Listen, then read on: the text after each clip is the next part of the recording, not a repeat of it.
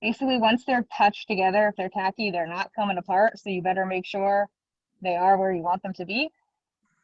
I normally prioritize the outside looking nice, like very carefully stick them together as I go.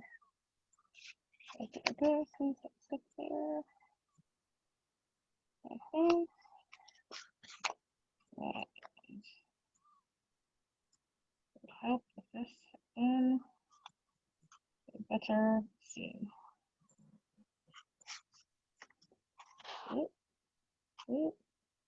One thing I will also say is that contact cement is really cool. Really cool. One of the good things with using a thin layer of contact cement is that it doesn't take as long to dry. So. Nope. All right. Also Another piece. It out. A very boring piece. Together, as you can see, the seam is pretty flat. You know, did my best. A little bump there, but it can be sanded out. Ooh.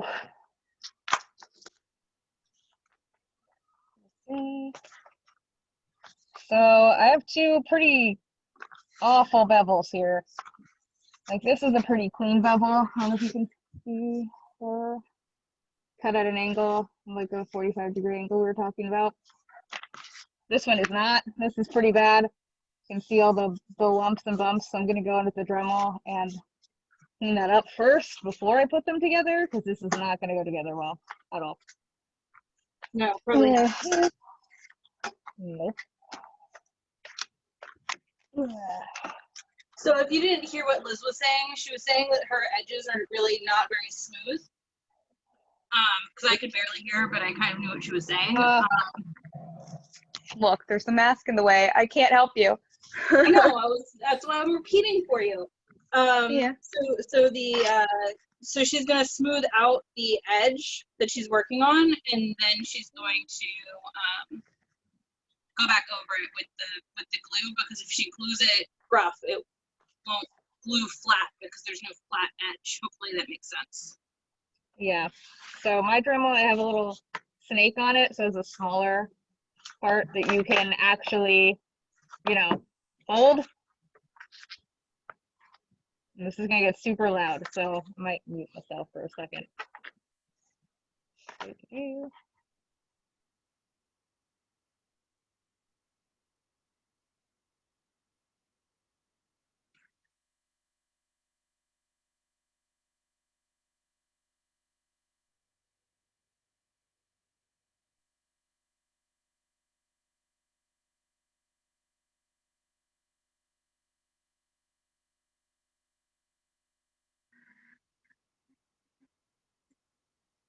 Does anybody have any questions so far?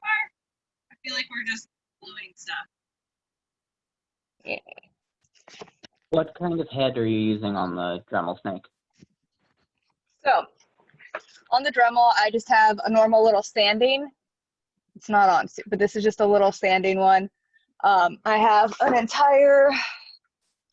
different size little, you know, like they come in different little diameters here. I don't know if you can see them. And then I just got a whole bunch of different packets of them, so I can switch them out whenever I need. I think this was an Amazon purchase, which is like half of where my cosplay stuff comes from at this point. Do you prefer a certain kind of grain? Is it like coarse or very fine? So for like this sort of stuff where it's just cleaning it up, you know, it's like a pretty, I don't know if you can see at all. It's like a medium grain. I have a rougher one, but that's more for if you've completely screwed up and you're like really just taking off a lot of foam or really shaping things for props and stuff where there's a big part that I've cut out of all flat and I'm trying to get it round. I'll use like a much heavier grain, but this is a medium. That's like your 402 bit? Yeah. I was looking up the bit numbers because I can probably tell Look you. at that. But I also have, that one's the Amazon one. This sanding one, I have a 60 grit. That's like heavy fucking duty. That this one is more, this 60 grit one is more for if I'm shaping a big prop and like really just taking off a lot of foam, as opposed to this where I was just smoothing it out and I really didn't take off that much of it, but it did smooth the edge out. I don't know if you can see. Yeah, there we go. Ooh, look at that. Ooh, nice. So somewhere I had another beveled edge. Somebody, somewhere. This one. All right. Were they this one? Was it you? Are you facing the right way? No. Did I sand the wrong one? It's entirely possible. The problem when all these pieces look absolutely identical. Okay, so I sanded one of them, and I'm gonna need to sand the other one because it's possibly worse. That edge is not good. Here we go. So much hair.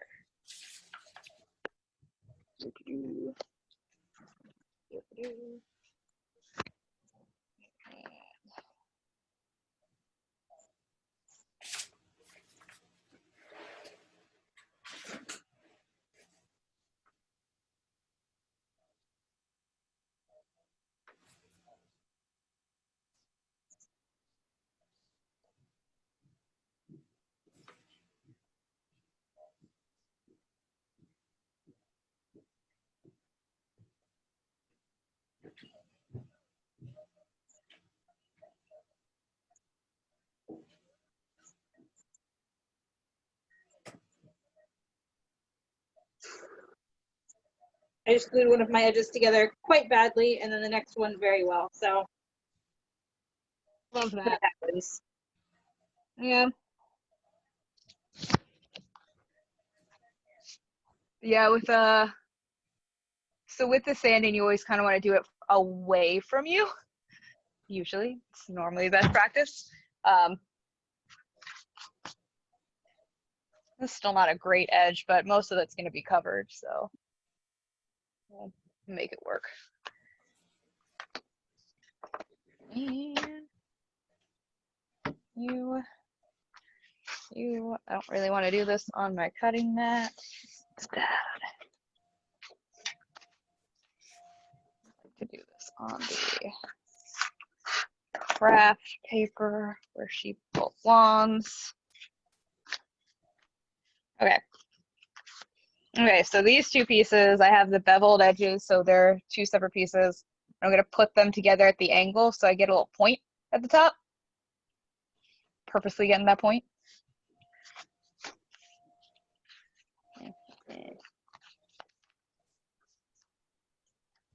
So you could also have taken like the two beveled edges and sort of used it to make a different kind of bend if you wanted to, or use one beveled edge with the other to get like an angle, you know, if you just wanted a slight angle. And if you really suck at cutting beveled edges, that's where you could just use the Dremel tool to sort of, you know, make your beveled edges for you. They also have, I've never used them, but they have like beveled edge cutting tools. Cutters? They do, but a lot of those you need to set up on, like I have one that's kind of like a mat cutter, but you have to set it up on a track. Yeah. Or I could just Dremel it. Yeah.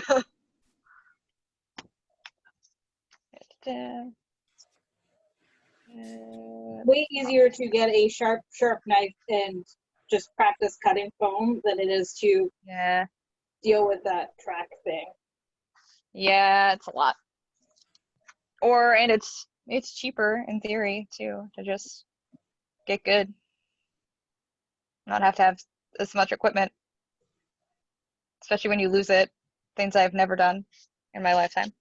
Never lost equipment. I don't know what you're talking about.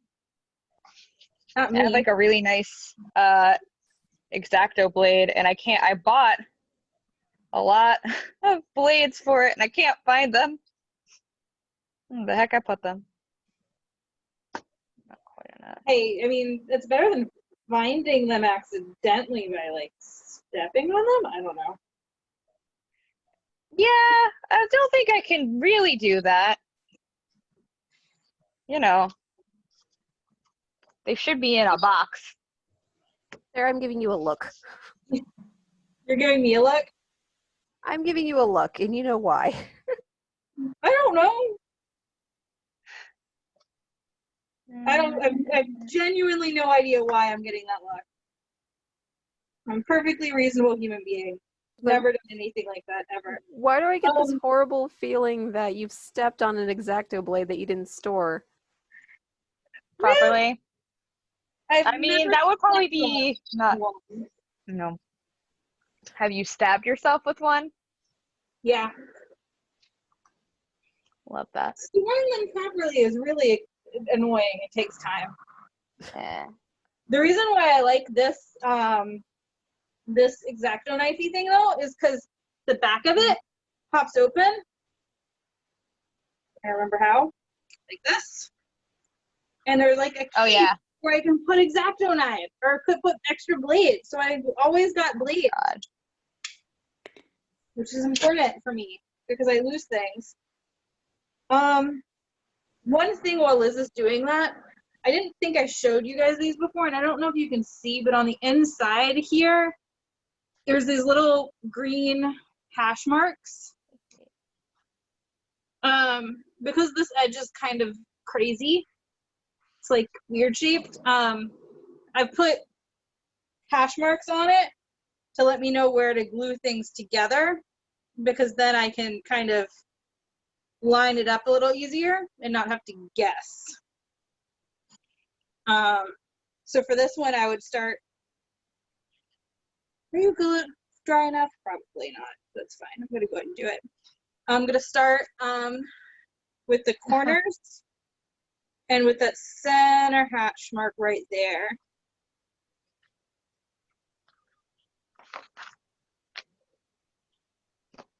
And just kind of work my way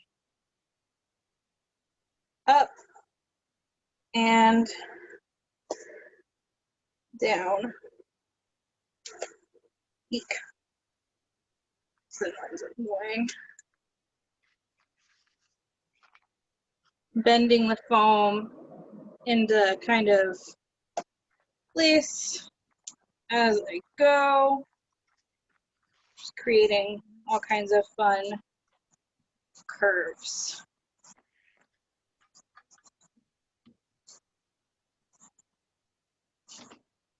And you don't have to apply a ton of force. That's not a perfect seam, but it's okay. I do kind of find that in situations like this one where I'm really like kind of having to force things together for a curve, it does help a little bit.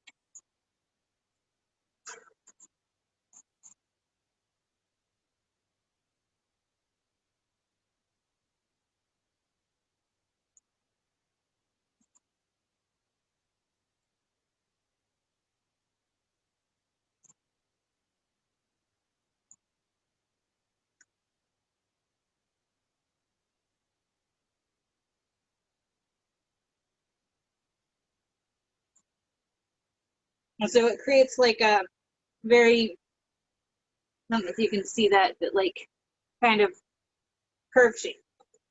It's so curvy.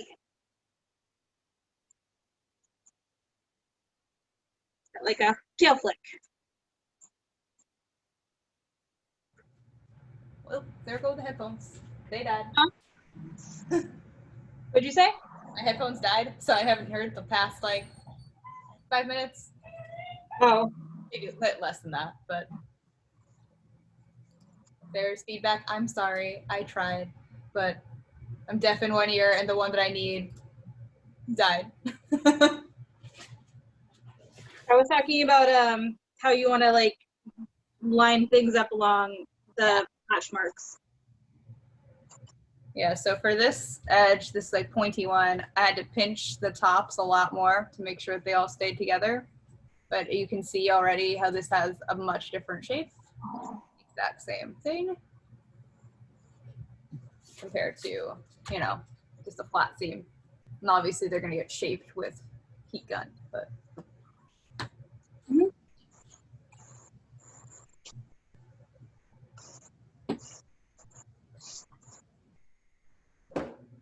And if your seams aren't like perfect, like if there's gaps in places, you can kind of fix that with a little bit. Yeah, that's what I was doing, is like pinching the top of these to get them to like stay.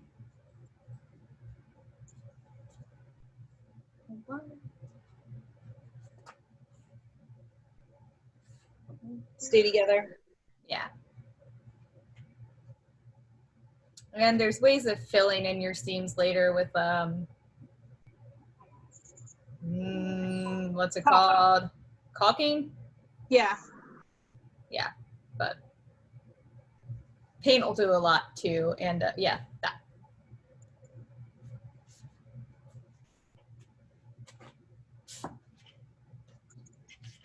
It helps that I just reorganized my space so I know where 90% of my tools are. I don't know where any of my shit is, so other than what I needed today. So that piece that Sarah's doing was made by using like, you know, those darts to kind of create that curve. But another way to create the curve is you can take a more flat shape against a very curved shape after heat. So I'm gonna do that as a possibility to get that shaped up. I think I should shape it before I do decoration, right? Yes. Yeah. Because if you do it after you do decoration, your decoration could work. Yeah. Depending on the way you're doing decoration, but yes.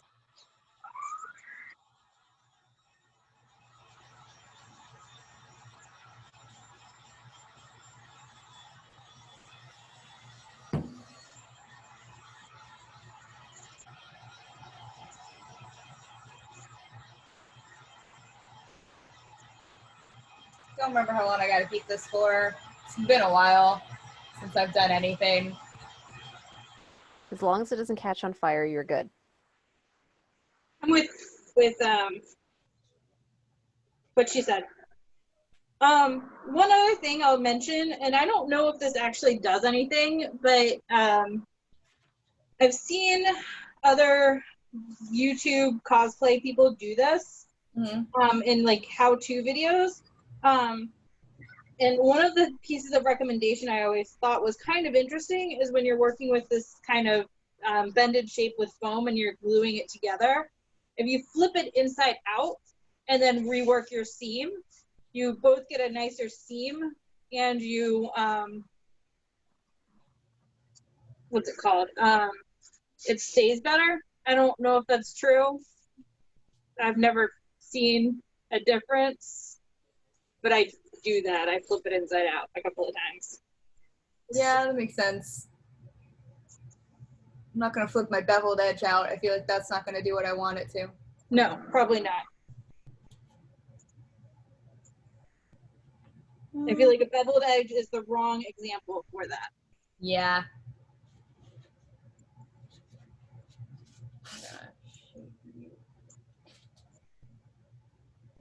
I have like 20 Sharpies and I don't know where they went. Here we go. One other way you can create a shape is to cut into foam. I'm going to put the glue away for now. And I call this, well, the person that taught me how to do this called it undercutting. That was bound to happen. Sorry. Ah! Stop it. Can you guys still see me? Hear me? Good?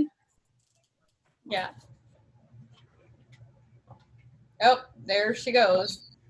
What is happening? What is safe Your driving camera's mode? gone. How does this happen? I don't know what you did. Did you flip your camera around? I don't think so. Oh. Well, that's Rachel, We so can going hear up you. to it. Okay, we can hear you. Looks like you turn off your camera. Give me a second. no, it says I'm in safe driving mode. I don't know what that means. I'm not driving. Hang on one second. I can quit and come back. You could. I just. Wait. Start my video. There you go. Yay, you're back. Can you see me? I can see you. I can't see anybody. Oh wait, here we go. Now I can see people. Sorry, I'm gonna try that again. I was sharing a cat during the intermission. Kitty. I just like decided to destroy my presentation piece. All right, I'm gonna close the glue because I'm done with it. No idea if that's closed. I'll say it's closed. But yeah, one way of creating like a shape without creating a shape is you can cut into foam just like how we cut those bevels earlier.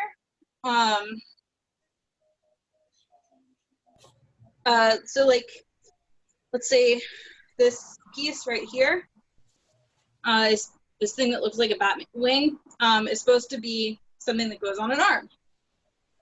And I'm gonna eventually curve it with heat, but if I want kind of like an edge like what Liz has, what I can do is I can cut out a section in the back here and make kind of a wedge.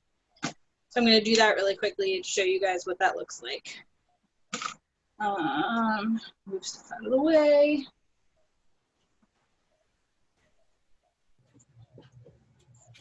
So I don't know if you can see that this has started to get, you know, a circular shape Oh yeah. to it.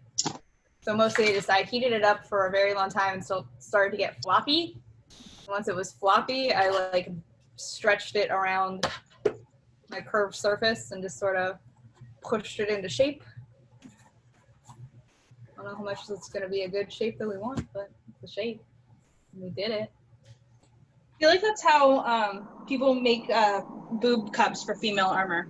It really is. It's the best way for doing that, but it does, like, you know, it starts to fit the shoulder. It's also not the way boobs are shaped. Or No, this really isn't really.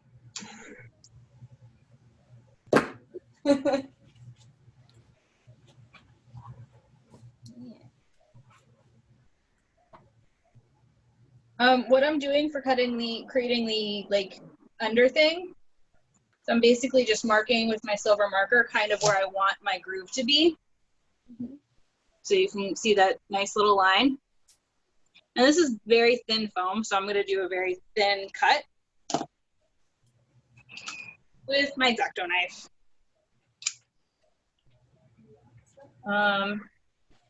Match the edge. Try to move this down a little bit more so you guys can see better. Yeah.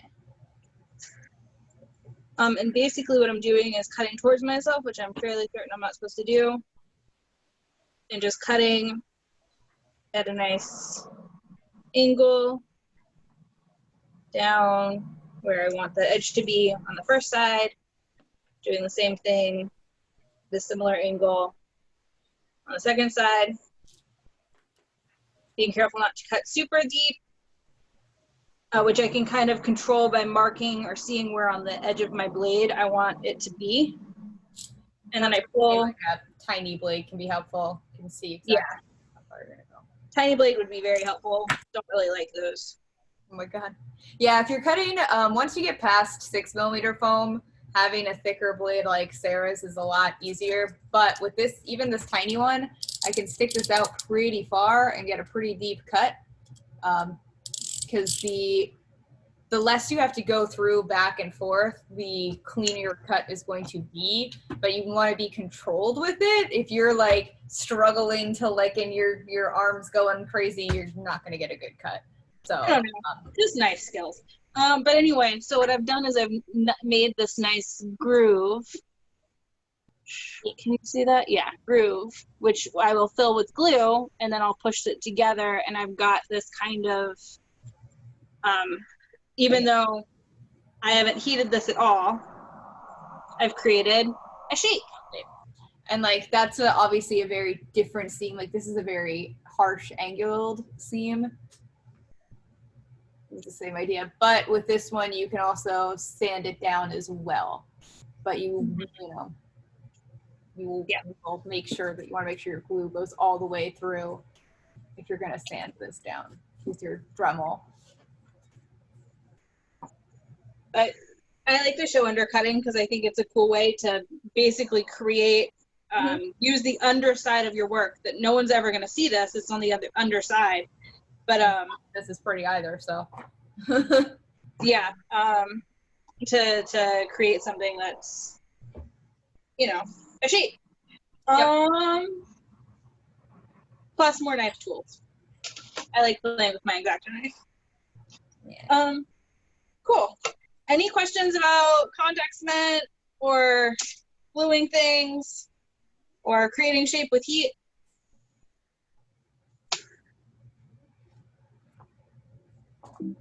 Oh,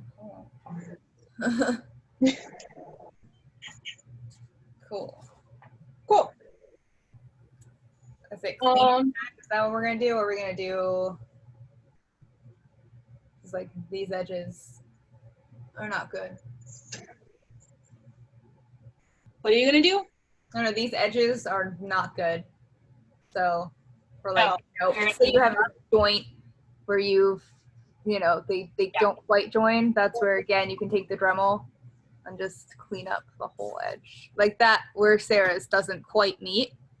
Too at the top, you could take the Dremel and just file them off, and you get a clean. It looks like you cut it all together, and like it was supposed to be that way. Yeah. And I'll probably go around the entire edge piece of this thing with the Dremel because I've got like other funkiness on edges just that are going to be easier to clean up with the Dremel and the sanding bit to do. But there's other cool things you can do with Dremels too. Like you can create texture, you can carve your name, you can I don't know. I was playing with my Dremel earlier. I wrote my name in foam. Yeah. Sorry, just trying to grab some of the bits. So, ooh, you guys sneeze? Yeah. Do you want to talk through like some of you already kind of mentioned the sanding bit. You want to talk through any other bits? So this bit is pretty handy. It's a tapered, I think it's technically for stone or granite.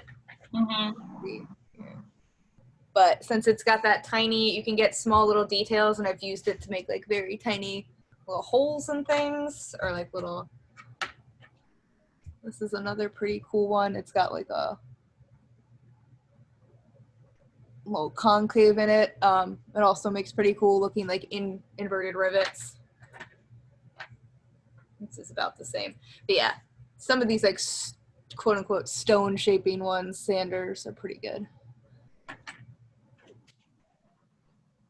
This one I use for cutting plastic, has nothing to do with foam, but it's great. I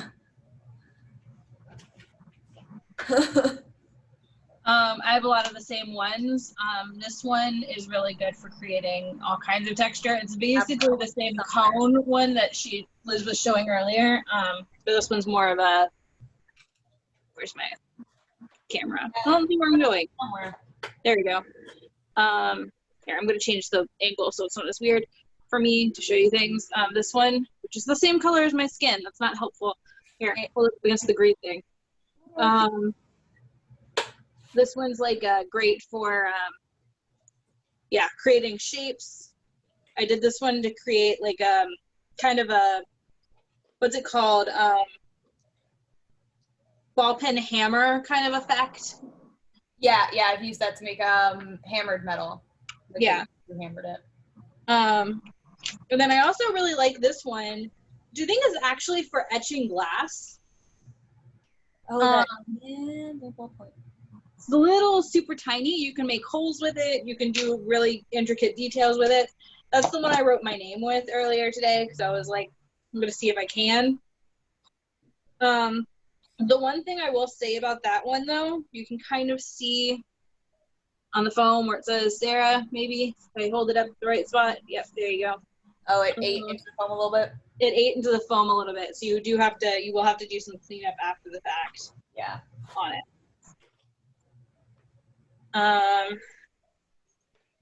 What other bits are worth mentioning? 90% of the ones I use are sanding or like those little cone-shaped ones. I do have the one that Sara just showed, and I have no freaking clue where it went, which is great for me.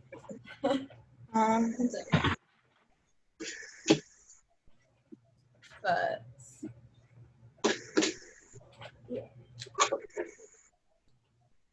yeah, yeah. The I also have that same one that Liz was showing earlier too. They make these little peachy flesh-colored ones in pink, and I think the pink ones are actually, I had a pink one and I can't find it. I liked that one a little bit more than the peachy fleshy tone ones, and I think they're just like a finer grit. yeah, probably. It's mostly Home Depot has kind of a weird selection, so sometimes it's whatever they have is what I get. Exactly. Yeah. But bread and butter is 100% those standing rotary tools. Yeah.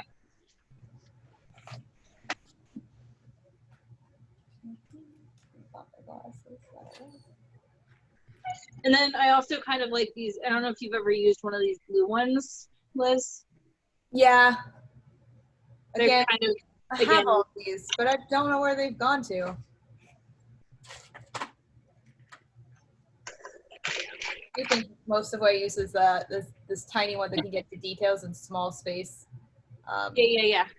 The small space sanding in fine details, and then just having also the smaller, if you can see it, smaller barrel sander as well.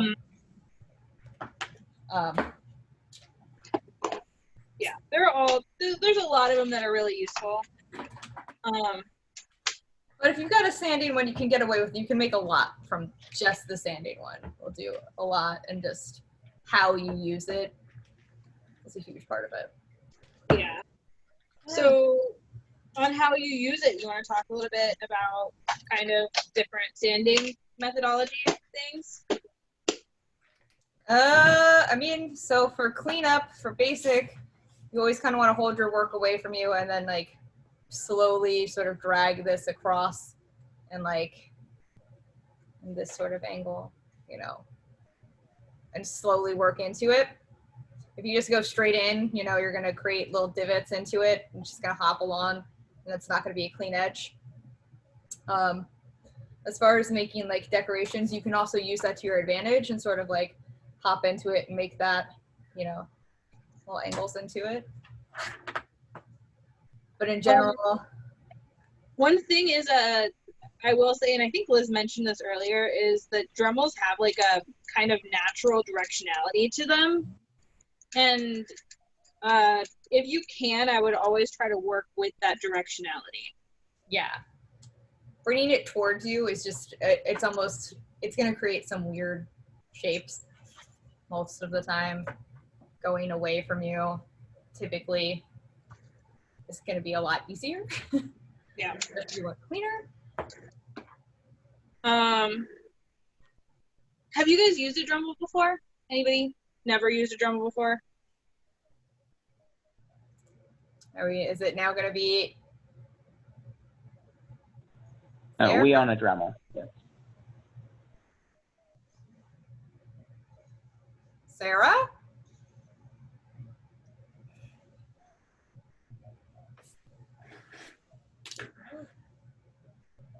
Is she muted? Yeah, she's muted. I sent a Like hello? request to unmute.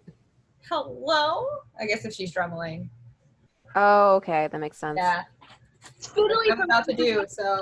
locked. Like sometimes it'll like I can't hit the lock button, so it'll just like spin and spin and spin. Like, why aren't you working? Yeah. All right. I'm going to clean up the edge first, and then I'll switch over to different tools. Seems easier. The less I have to switch, the better. As a comment, Liz is using something called a stylo. It's a add-on piece that you can get for your Dremel that basically makes it easier to hold and handle. Makes it more like a pen rather than a brick.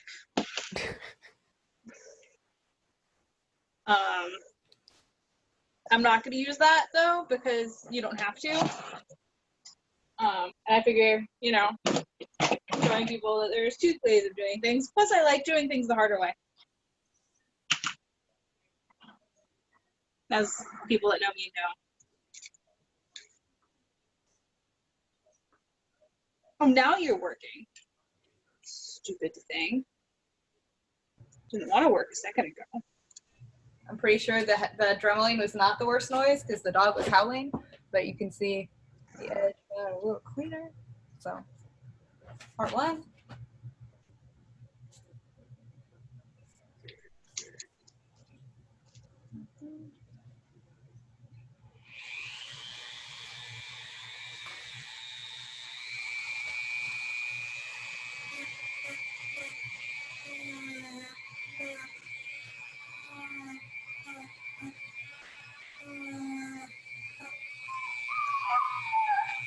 Aww.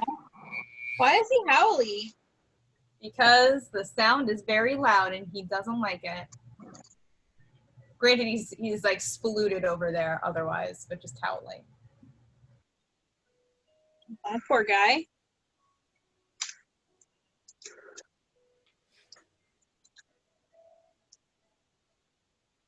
And I'm still fighting with my Dremel about changing the bit because it doesn't want to.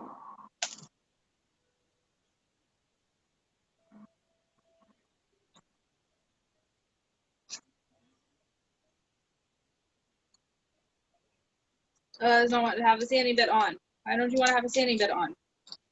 You like sanding bits.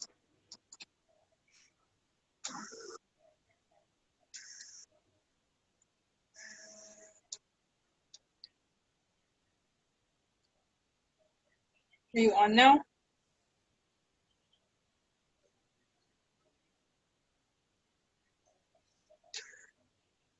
Fairly certain you're on.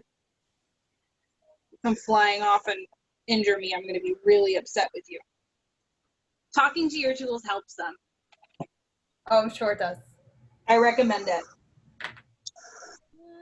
I really wish I remember which one I used to do my good hammered metal that I had there. Could not tell you. It's been too long. Because basically, I'm remaking these that I made. So you can see like all the little hammered details into it. Woohoo. You know, some of it's paint job, some of it is actually in there. I did this earlier with this is a very unpaint job hammered metal kind of a thing. Yeah, very deep. Deep I did that earlier with the cone. Yeah. Can't find my cone though. Oh. Well, I can't help you. Oh, here's what I got. Hello? Liz also modeled another best practice earlier of putting down something not your cutting mat before she did like gluing. I didn't do that, so as another I thing. mostly just leave it. I leave like the paper on here until it gets super duper gross, and then I'll change it. Yeah. It had previously been super duper gross, so. If there's loud noises, I apologize. I'm now ventilating my area. Yeah. For Dremel purposes. This is not showing you best practice by wearing a mask. She's inhaling all kinds of foam. Well, yeah. I'm gonna put it back on. But like for cleaning the edge. I'm teasing you. Doesn't matter. Yeah.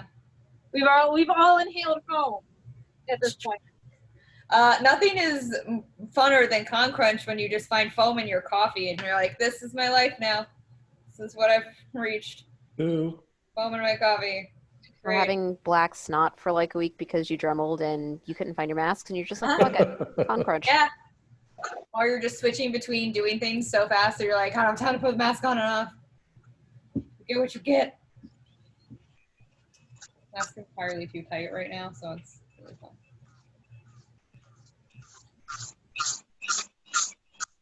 I considered just wearing, like, you know, my going outside masks. It'd be better than nothing. There have been times where I've just put a scarf on my face because it's better than nothing.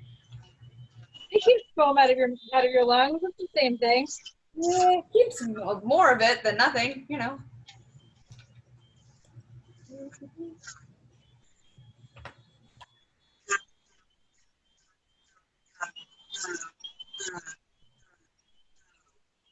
Beautiful sounds of drumline.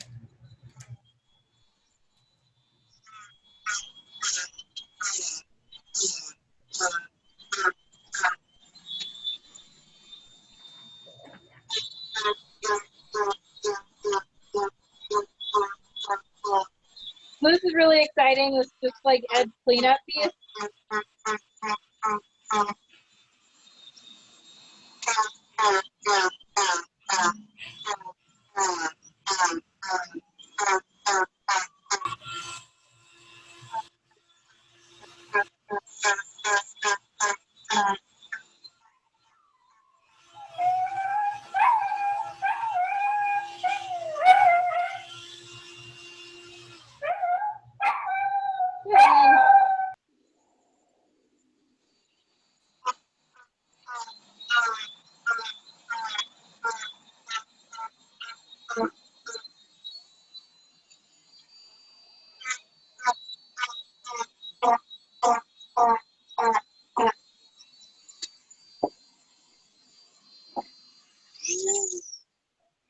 And I'm actually using way too hard of a grit of a sandpaper.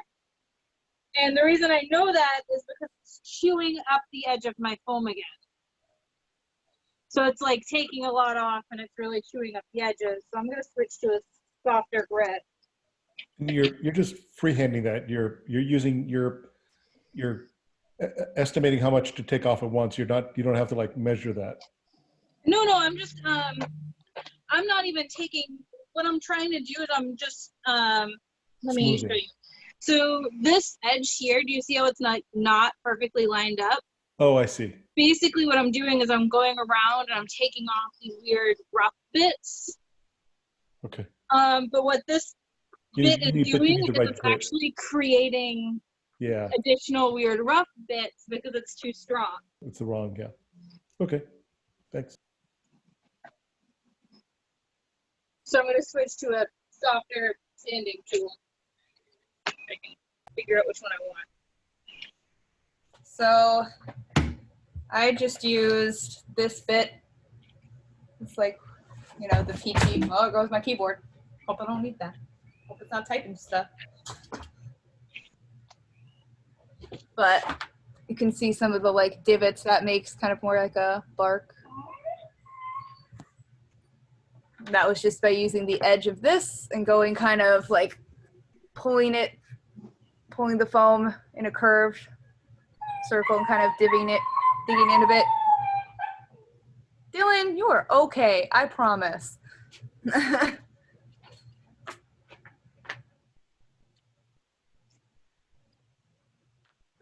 really wish I could find my cone one, but I have no clue where it went. So we're just gonna experiment.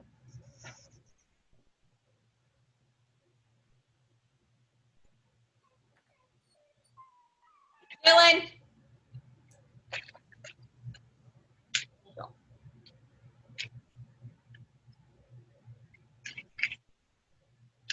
Which one are you looking for? A cone one. I don't have one. I do, but I don't know where it went. Also, hello? Yeah, actually that's what I'm going to use. I'm going to just use It'll be fine. I'm gonna use my peach one for sanding. It's not a sanding bit. Did you not find your sanding one? I found it. Well, I found like 3 of them, but I can't find the one I want. Yeah, whereas like I have like 8 sanding ones. Like, yeah, but this isn't staying in. Ugh. All of the ones I found are like the same grit as the one that's currently on. Yeah. Well, this one's a smaller grit, but it's not on a bit. It's on a thingy-majigger, so I have to put it on the bit. Yeah. The stupid bits. Being dumb. Like the little thing that holds it, like the little. Yeah, not on the drum. Yeah. Needs to go on the drum. Yeah.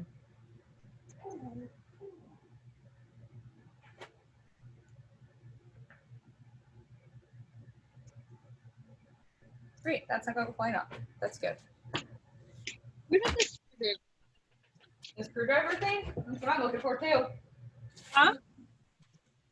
Oh. The little screwdriver thing? I literally had one second ago. I used it to close it was when I was banging on the, there it is. Definitely not the right size screwdriver. I have like 5 of them and I just had it because I knew I needed it. Where did it go? There we go. There we go. Apparently none of my sanding drums are working. It's very hard being my dog, apparently. Poor guy. Does not feel any love. Yeah, no, none.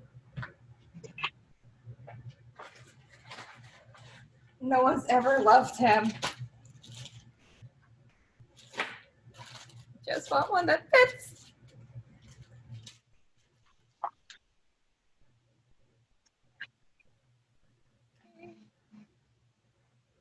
See what I want. Oh, cool. 100% just dropped a bit on the floor. That's gone forever. It's What'd you grab? a bit on a Dremel bit on the floor, and I said it was gone forever, but I found it. Yeah. Please don't fly off everywhere. That's all I ask of you. Great. I thought I had these prepared, but apparently I did not. Nope, we lie. Yeah. You're never as prepared as you would like to be. Okay. Yeah, I'm just not going to use the sanding bit. Another way that you can clean up an edge is with a sanding block. So in this case, where I've used a too powerful sanding bit, I'm just going to go over it with a sanding block, just really quickly. I wouldn't do this over a big piece, but for a little piece like this, it's fine, and it just cleans up the edges where it's kind of chewed up the foam a little.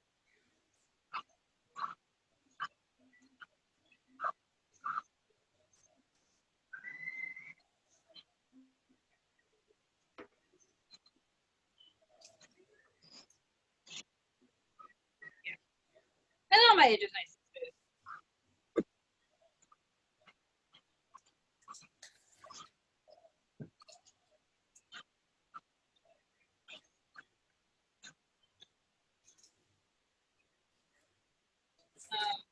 So alternatives, if you can't find the thing you're looking for, you can always do something similar.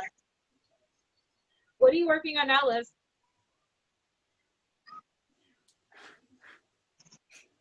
She's dremeling. Oh, I was kind of trying to ask what she was dremeling, but that works. Dylan, look, you survived again.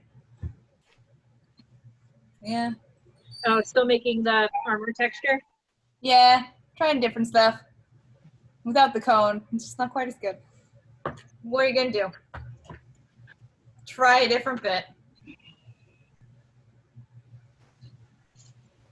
Yeah, these deeper ones here, I really can't tell. Like, those all down here were with this bigger bit, this bigger sanding bit, just playing around with it.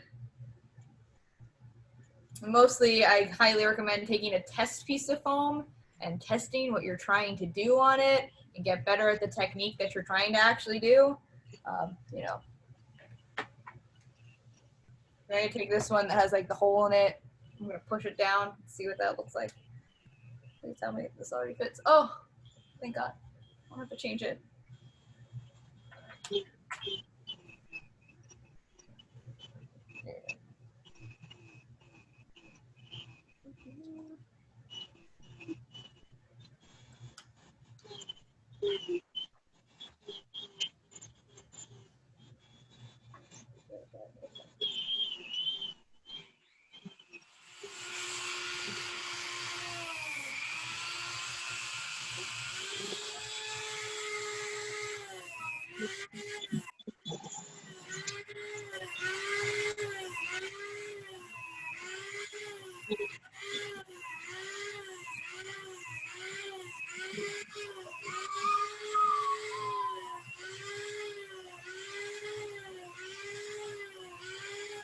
So,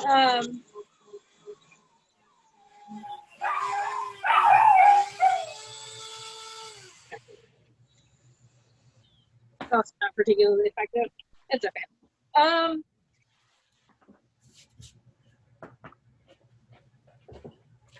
Kind of to Luca's point, I did do some of that earlier today, where I was playing around with different bits and what they do. Yeah.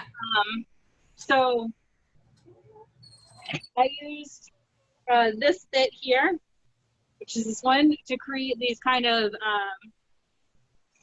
little hammer pin shapes by just taking the thing and just pressing it straight down. Yeah. So I did. So this was pressing straight down with this, with the hole in it, the pink one with the hole in it. And some like good weird polka dots, maybe for sci-fi. Mm-hmm.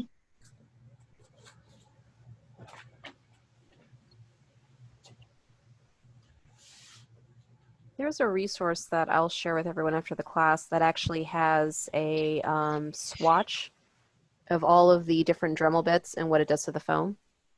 Oh, cool. Yeah. I will also say that some of the things that I did here, so like these like really shallow ones that I don't know if you can see all that well, are done at like a very low speed, and these deeper ones are done at a higher speed. So like the speed can also affect kind of what you're going for. Yeah, I tend to like end up just going straight to high speed because normally that's what you want. Get it clean. Yeah.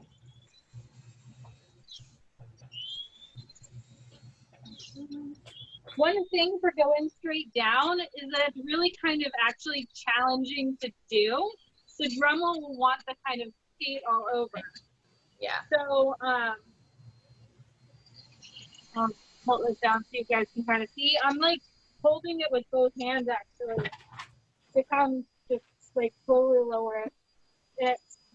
Get at the top. Don't do that. But yeah, you can just like press into it, but it still wants to go all over, even as I'm doing that. So just one thing to keep an eye out for as you're trying to do these like pressing straight down kind of techniques is the Dremel will fight you because it again has that rotational directionality to it. Yeah. Where'd Liz go?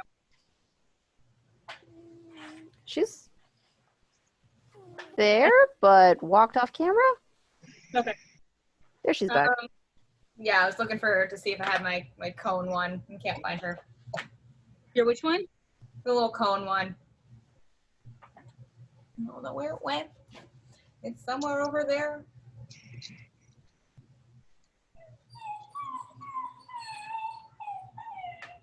So many feelings tonight. I know. Well, this is, at least he's not like consistently howling, because if I'm up here without him, I'll just absolutely howl the whole time.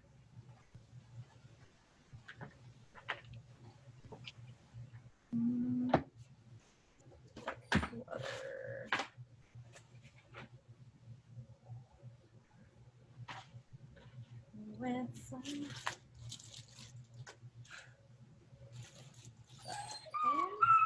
Yeah, land.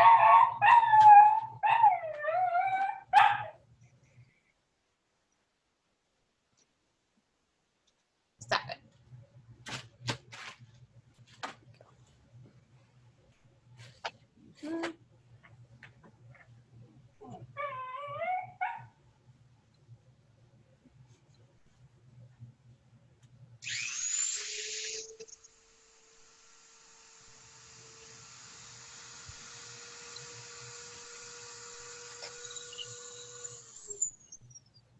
So again, just like the speed of the foam really matters. So here I took this fine tip foam with a very low speed and went straight across, and at a high speed, it's just giving me a much deeper gouge. Does different things. And also something to keep in mind, stuff that might look a little intense when you do it could heat up a little differently, or it paints differently too. That's very, very true. Okay. Speaking of things heating up, I'm going to turn on the, not my heat gun, but my welding stick. So this is something that I do that I don't know if, Liz, you use a wood burner ever?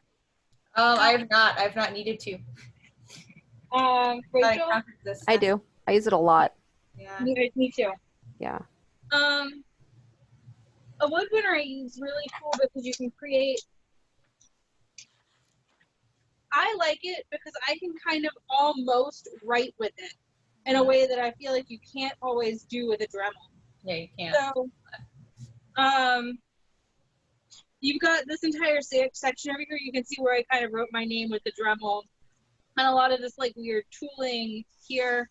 This circle was all done with a Dremel, but this this swirly pattern, this flower, these scales, these like little weird circle shapes, those were all done with a heat gun. And this line here, not heat gun, those were all done with my welding, my wood burner. And I'll show you guys a bit about it, but the main,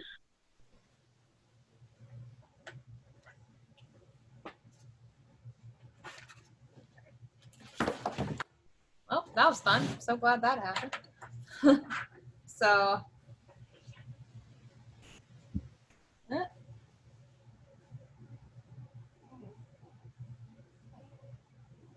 Sarah, you're muted. See if I can unmute her again. Yeah. like a flower petal. There you go. Sarah, you were muted for like the past couple minutes. Why was I muted? I don't know. You were Wasn't muted. me. Oh, you know what it is? People keep calling me. Oh. My dad called me, Bobby called me, Kevin just called me. I don't know why everyone's calling me all of a sudden. But I think it's muting me when my phone's ringing. So I don't know if you heard me talking about this one, but this is like a chisel tip. It's pretty cool. I use it a lot. This one, which is like, it looks like a mini iron. I use it a lot. It's the one that created those petal shapes. This circle thing, this one has lines on it. This one here, which is just like looks like a pen tip. And my wood burning thing came with a couple other ones that I'll show you guys real quickly. Other circles that you can just use for other things. So this one was another circle. Cannot tell where the camera is on this thing. Here we go. Camera. And this one just like has some weird squarey things on it, so it looks kind of like a grid. So you heat that up and you can press it into foam. It's good for creating something that looks kind of sci-fi-y. And this one, which is exactly the same thing, again, really good for looking kind of sci-fi. Actually, maybe I'll use that. Other ones that I think are useful, again, this one that looks kind of like a flathead screwdriver.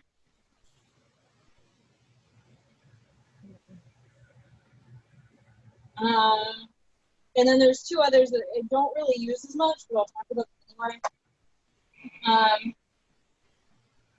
This one is just like a really deep looking pin. It would be really good for creating like grooves. But it's like this, the tip on it is really deep. I basically never use that one. And then there's this one, which is just like a regular pen, and you can use this just like a pen. I don't use it as often as I use the other two, but you can use it very similarly to them. Anytime I'm doing something with my wood burner, I like to draw it out first. Yep. In paper or like in Sharpie. So this is gray foam. I'm going to use it because it's good for this. And so Sarah's using wood burning tools. It's going to have a lot more control. But another thing that you can do is it's not going to have the same effect. But I drew stuff out on here, and then this has all been cut in with an X-Acto knife, just straight into it. I'm going to heat it up, and it'll create an indent. Like the heat's going to make the foam sort of shrink. I also did a grid here and a crosshatch here. And I'll go heat them up when you do that. Wait, so the heating up changes just different. what you cut? Shrinks the foam. So like I'll show you what it, it's sort of like stuff. It's also a good way to do some quick cleanup without having to Dremel or to sand down. Sometimes you can do some really quick cleanup with just a heat gun. Not always, though. It's a good trick. All right, while they're working on their respective things, does anybody have any questions so far? Nope. Okie dokie. How's everyone doing tonight?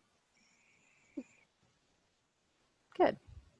Are you guys getting what you wanted to learn out of this? Good. So I have drawn this like kind of squiggle line with these dots.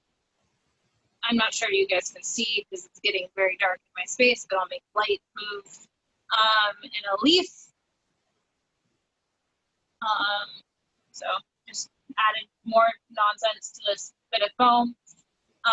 And you can really see, like, it doesn't look like the spiral pattern was deep, but this spiral pattern is actually pretty deep in there. And it would be something that would be pretty hard to achieve with just a Dremel on your own, because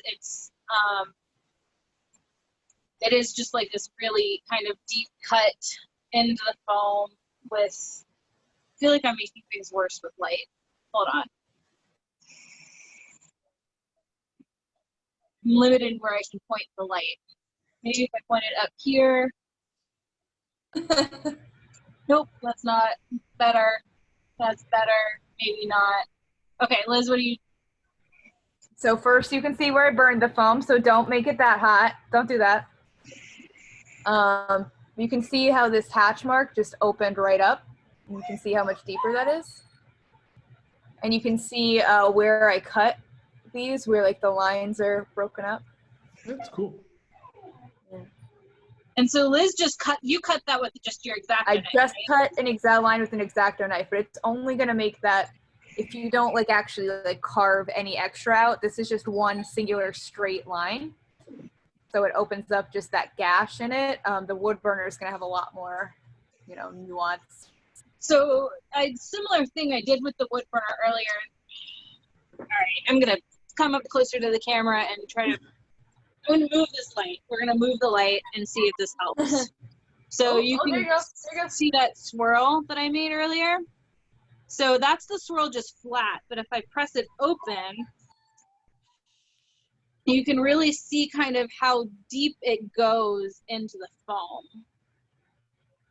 Much like what Liz was just showing you. And that's just something I did with the wood burner for funsies. Yeah, so the wood burner is going to be much easier to have like sort of a beveled in edge or like a carved looking edge as opposed to like an open gash in it. Like this, you could maybe go in with a fine Dremel if you're real good at it. But even then, you could also use this as a base before doing the wood burner if you wanted this start and you wanted to sort of edge it in. This is one way to do it too. This is like that hatch marks. Yeah. The other thing I will say about the wood burner is that it's a really inexpensive tool. I think this one, and it came with all of those bits, was like $15. Yeah. I've noticed you to have one. I think I have 2 soldering irons, but yeah. So again, does really cool, fun things like create swirl patterns. You can also do things like burn scale into pattern things. I don't know if you can see this. Again, struggling with light here. Both too much light and not enough light at the same time in a very small space. yeah. Daylight is great. Yeah, I know, right? For context, my apartment has no overhead light. Yeah, neither does mine, but I have like a like $15 Amazon photography light. Yeah, so I have just lights, but they're not very good. I don't know. Try. Yeah, so you can kind of see the dragon scale piece that I've done here a little bit, maybe. And you can see these kind of circle pieces that I've burned in. So I'm going to turn this thing on, heat it up. It does heat up very quickly. It stays hot for a very long time too. It stays hot for a really long time too. I'm going to change bits using appropriate bit safety, which is using the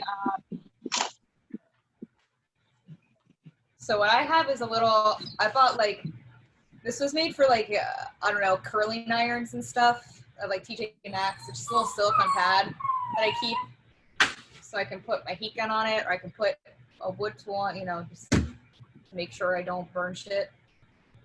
and I don't believe in safety, so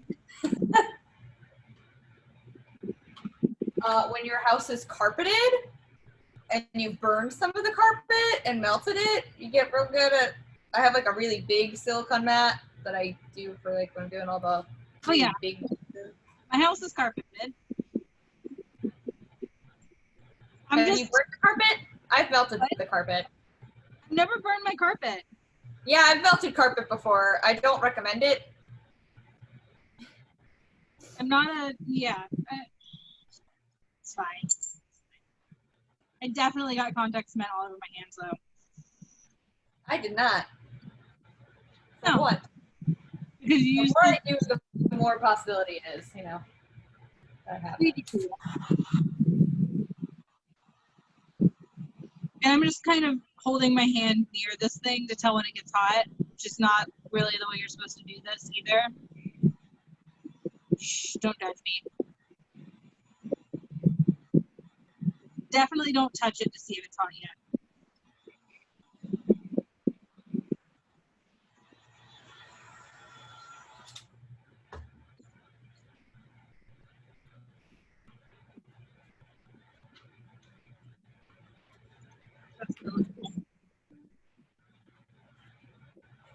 So the one thing that's really cool about these circular wood burning tools is you can make a perfect circle. Like with the Dremel, you can make a pretty good circle. It's maybe not going to be perfect. With the wood burning tool, you can make a pretty damn perfect circle.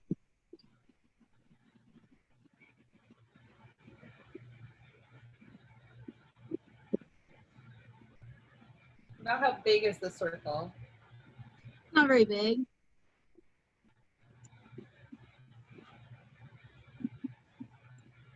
But I mean, I also have this tool, which is like about the size of a quarter.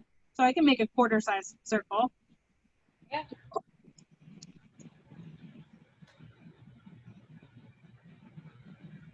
I'm just sitting here like heat shaping this. or the bevel edge that we had. So I just heated this up, shaped it. Now it So looks like an actual perfect. I'm hoping you guys can see this. I'm maybe gonna move this a little closer to the camera. But you can, all kinds of weird light and shadow. But there's the circle. It's got like cool like prints in the Yeah, inside we can see it. Yeah.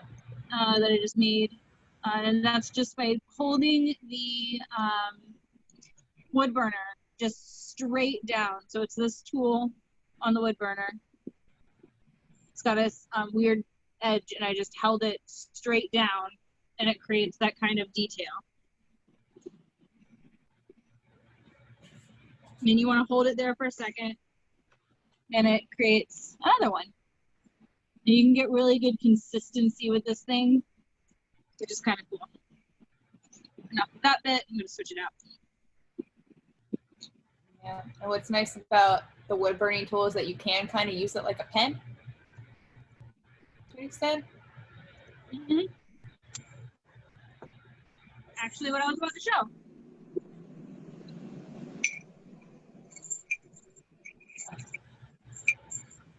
I can find the right. Did you show it off? I apologize for the noise. I do open my window when I do this, and I live right by the highway, and it makes noise. What are you gonna say, Liz? I was just saying if you were trying to find one that you had shown off before and put away somewhere else. But yeah. This piece I just shaped. You can see how heat shaping can make a huge difference. Like that beveled edge here was just like a right angle before, but oh, it looks like. And you will eventually heat shape it on a body form so that you can kind of shape it to your body. Yeah. I've just shaped so many of these now that I'm like, this is a general idea of what you want, you know.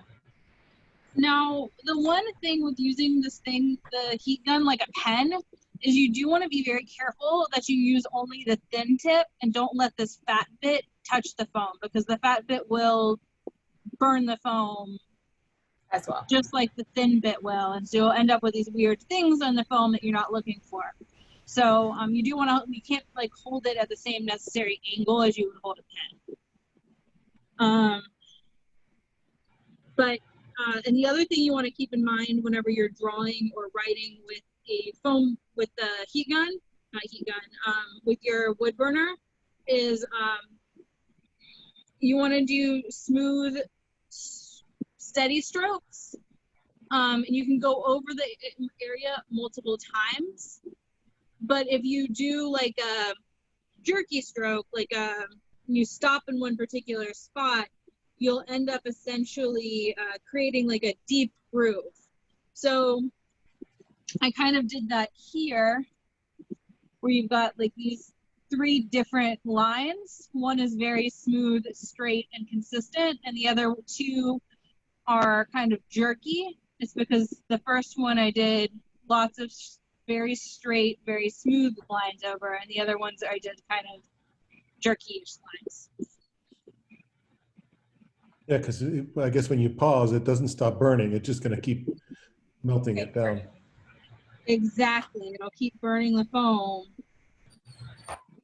even though you're not burning the foam.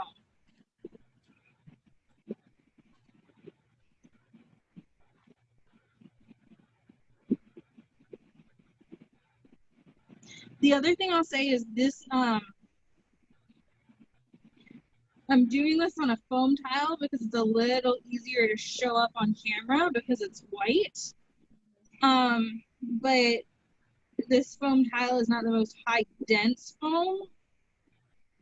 And sometimes it's easier on a higher density foam than it is on a lower density foam because it won't chew up the foam as much. Yeah. So yeah, I just did some quick swirls. Make some dots. And I'm not applying any pressure here. I'm just letting the heat work for me.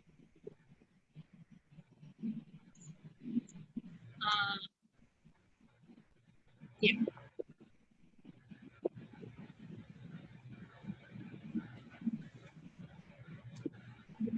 Any questions about anything we've gone over?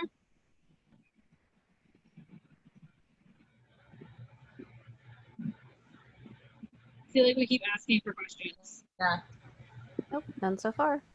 Yeah. I also do have some like practical applications that I like have made before. If you want to see some of the different like techniques we talked about, like how they can show up.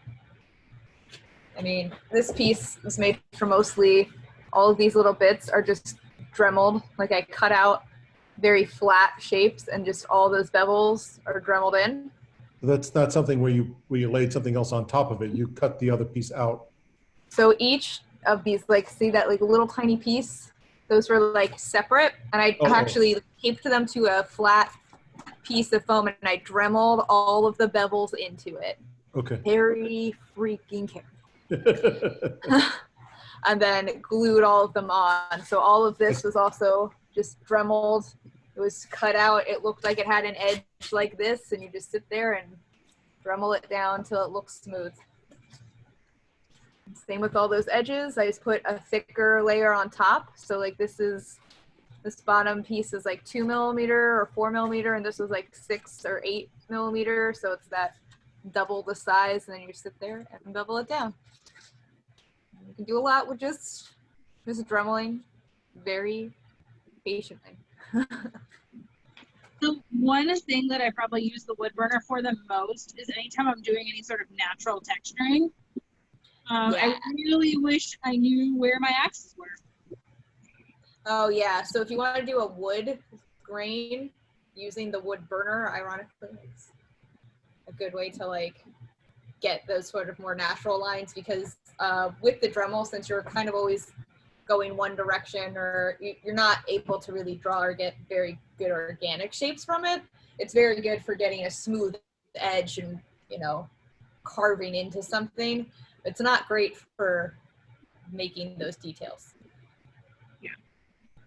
But I made axes. I made 2 axes this past summer, fall time frame. And I don't know where they are right now. No idea where they are, but they're the entire handle is wood grained. I could probably find them or pictures of them and post them. I do have. Hold on. You have the shields? I have my shields. I'll go grab a shield. Yeah. But we did mention briefly that we might talk about foam clay. Foam clay is pretty cool. So all of the details on here, like the snake and the eagle, are made with foam clay. I did a sculpture ahead of time and took that sculpture like in clay, baked it, cast it with silicone, and then I was able to make a silicone mold and put the foam clay in it, so there's able to bend around this shape here, because a resin was not going to bend. So this is, it's all painted, so it's a little harder to see. Yeah. But this entire thing has been done with wood burner, I think. So you can kind of see like the naturally shapes to it. These kind of wavy lines. That's cool. Etc. This is my Hufflepuff Viking shield. My poor little eagle is cracked. I might have to replace her. Huh? My eagle on here, she's getting cracked. Just pretend that it's super ancient. It's fine. And then the only other piece of foam work I think I've got up here is, well, I got 2 other things.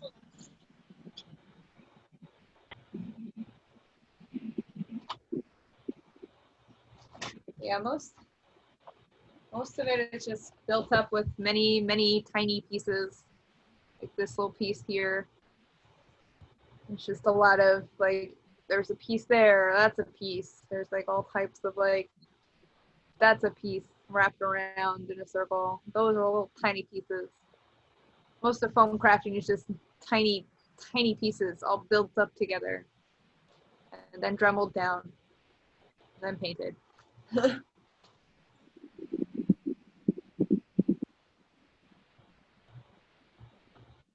also, if you don't want to cut out every single piece, you have access to a Cricut or a laser cutter. That's when you can do stuff like this. All those are just in the Cricut machine, cut out a 1mm foam, and then very painstakingly glued down with the toothpick. So wait, so I don't know Cricuts very well. So Cricut can cut something very thin? So it's meant to be a paper cutter. Right. You know, it started off with scrapbookers, but Right. cosplayers found out about it. If you put very thin 1mm foam, I'll show you a piece, like it's very thin. It looks like paper, but this is Oh, foam. okay. And you put it on the thing, and it's got a little blade, Right. and it'll cut it out. Yeah. So I sat there and popped all of these out, all the Yikes. details. That's intricate. Because trying to cut that is entirely possible, but no, thank you. I don't have to. Is a pretty cool example of incorporating foam into kind of like a wearable item. This is my magic sleeve. This remembers this costume, maybe.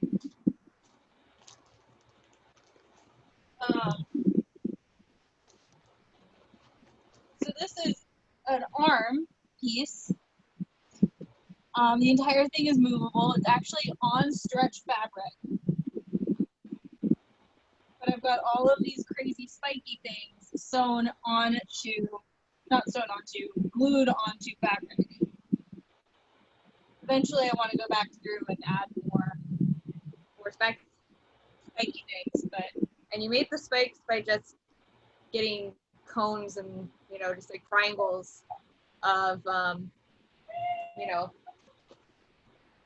of foam and drumming them down. So it's, there are two pieces glued together of floor mat depth foam. They're cut in a kind of diagonal spike, and I also cut them at a slight bevel. And then I glued them all together and beveled them. Actually, I didn't bevel any of them. Wes beveled all of them because he decided he was going to. I didn't ask him to. Wes Whitlock, great guy, just took them away from me and was like, I'm going to Dremel all of these for you, Sarah. Oh my god. Hard to argue with, though. Like, it's huh? great. It's hard to argue with, though. You're great. Cool. Not arguing with that. Yeah. So, but it's a pretty straightforward thing, and this is actually just hot glued on. So it's fabric, stretchy fabric, so I have full range of mobility with foam glued to it. So you can do a lot.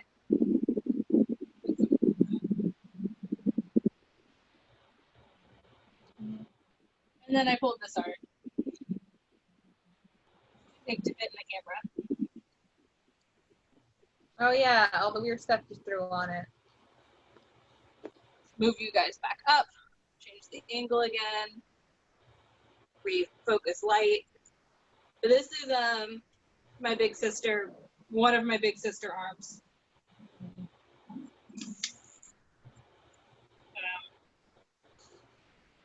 And it lights up. And it's insane. And it makes no sense.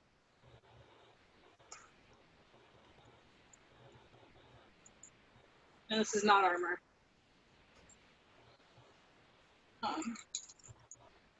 But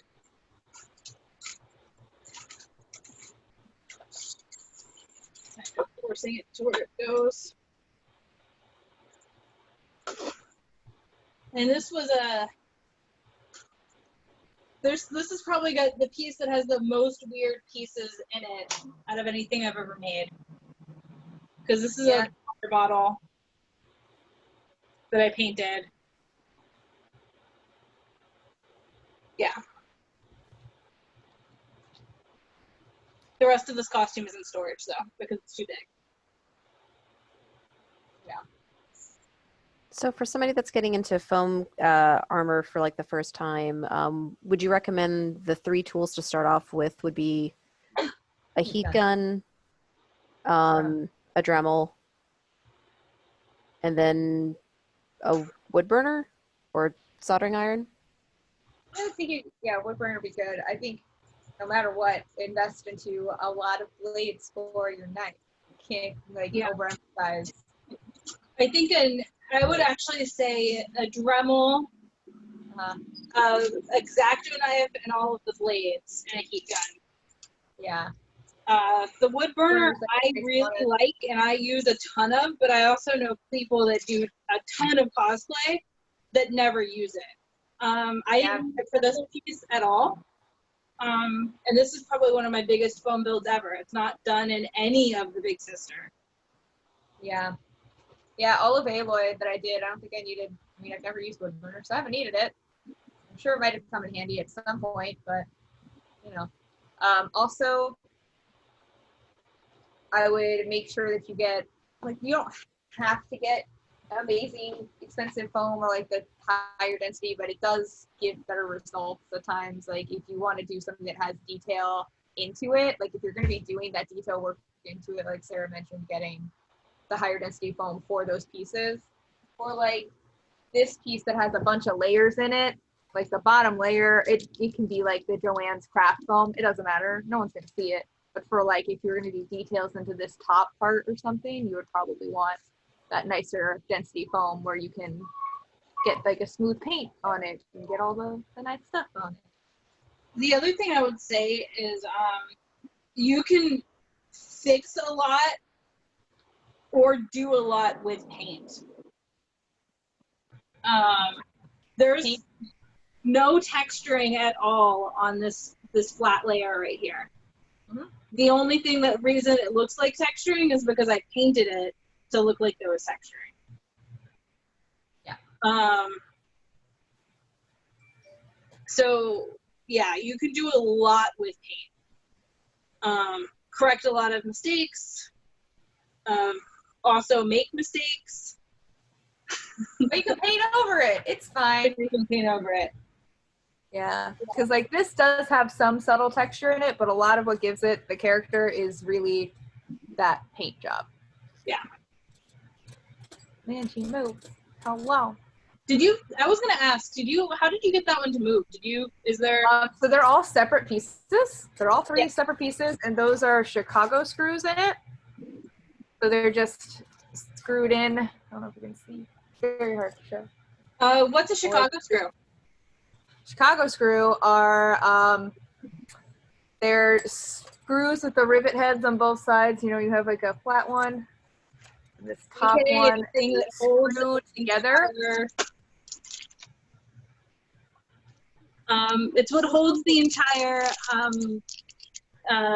costume for Big Sister together.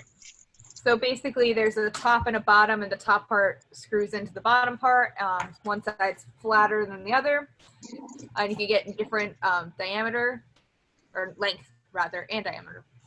But that's what gives this the articulated movement that I can get on it, because they are. And you can get them at different heights too. So this is the top part here, this little tiny itty bitty thing that I don't know if you can really see all that well. But here's a bottom piece, and you can get the bottom piece in all different heights. So yeah, my favorite thing about foam is packing it is great. It's just, flatten out, squish together, and you can always reheat it. Appreciate that. So I need to do for this. It's got a little bit of, and that's got undercutting to it too. Yes. This I used the exact same thing here that I cut a bevel. Oh, okay. Reshaped it. Undercutting would do the same thing. Yeah. If you wanted this really severe point at the top, I would do a bevel. If you did want, I ended up sanding it down, so an undercut probably would have been better for this. but I didn't do that. So I thought when you Here flipped we it over, it looked like you had done some stuff to the back. So that's what I was asking. no, it's just not glued as well as it could be. It's just coming apart. That's the other thing that's great about contact cement is after you've finished with it and it's dried, you can glue it. You can like sand it. You can whatever you want to it. Yeah. Ooh, looks like we've got a few minutes left. Anything else that y'all would like to share? Last minute things to wrap up? Don't burn yourself with soldering irons. Yeah. Or heat guns. Okay, but if you Yeah. do, so Or I've, heat I've, guns. I've learned over the years that it's also important to know what to do in case you do hurt yourself. So what do you do for a solder burn? The same thing you do for a regular Cold water. burn. Put it under cold water.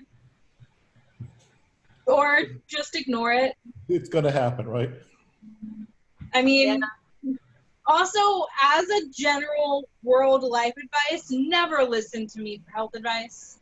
It's just a bad idea. Yeah. Told somebody to walk off of something fracture the other day, you know. Yep. Sounds all right. In general, not a good idea to listen to me for medical advice. But yeah, burns treat like you would treat a burn. But it's easier just not to burn yourself, so try not to do it. Yeah. Again, heat gloves are the best thing. Or just have scarves. But see, I can like literally just hold my piece and like go like this, and it doesn't burn my hand. It's great. I do that too. You develop calluses. So 3 pieces of personal protective equipment you'd recommend for students are gloves, a mask, and then goggles, right? Yes. Okay. In a well-ventilated area, because even with a mask, like you want to ventilate because you might have other people that live in your space. Yeah, and the glues are definitely more toxic than you think they are. Yeah. The longer you work with it, like, I mean, don't be afraid to take breaks during this where this was all super glue. A lot of super glue. I would have to walk away from it because even with a mask on, it just, you take your eyes and start to water, and that's probably a sign to not. Yeah. Know when to give yourself a break. Know when to step away. Listen to your body. I feel like that's really not good advice, but it is good advice at the same time. Listen to your body. If your body's telling you something that's probably not right, something's probably not right. Take snack breaks. Don't forget to eat or while you're in the flow. Yeah. All right. Well, cool. Thank y'all so much. This has been absolutely amazing. Thank you for having us host this. Of course. Want to play with foam? Of Yeah. course. Yeah. Definitely. I did all of this stuff for fun. Yeah. For those of you that haven't made any armor yet, I think as a challenge to y'all, it would be great if you made something and post what you have in the group event. If not, definitely whenever we start having events again, wear what you created. Yes. Share what you learned. Sorry, last thought. Mhm. TNT Cosplay, Evil Ted, and Kamui Cosplay all have patterns. Same with Punished Props. I don't know if I posted links of those patterns, but they all have like great foam template patterns and YouTube videos. I learned a lot from watching them. Evil Ted does a lot of free ones. Punished Props. Dylan, hold on. Punished Props YouTube videos are really helpful because their whole goal isn't to like hand you the pattern, it's to hand you the techniques and how to apply them to your own stuff, which is great because you might not want to make exactly what maybe Kamui made, for example. Yeah. So just some final resources, and I'll post those all in the Facebook group of things I found useful in the past. Yeah. Cool. That's it. Experimenting with stuff is really the best way to learn things. Just mess around until it does what you want it to do. Yeah. Try to glue stuff together. Works out. Cool. Thank you guys again. Thank you all for joining us. I think, Dan, wasn't next month supposed to be glamour makeup, if I remember correctly? That sounds right. I think that's what I remember. Yeah, so next month we'll have Lexi Haddad do Lexi. glamour makeup looks and teaching the basics on how to put on makeup. And I believe once again in October we'll circle back with monster looks for I'll Halloween. do a beard trimming event, I think. The beard looks good. All right, thank you all for joining. Have a great evening. Take care. Thank you.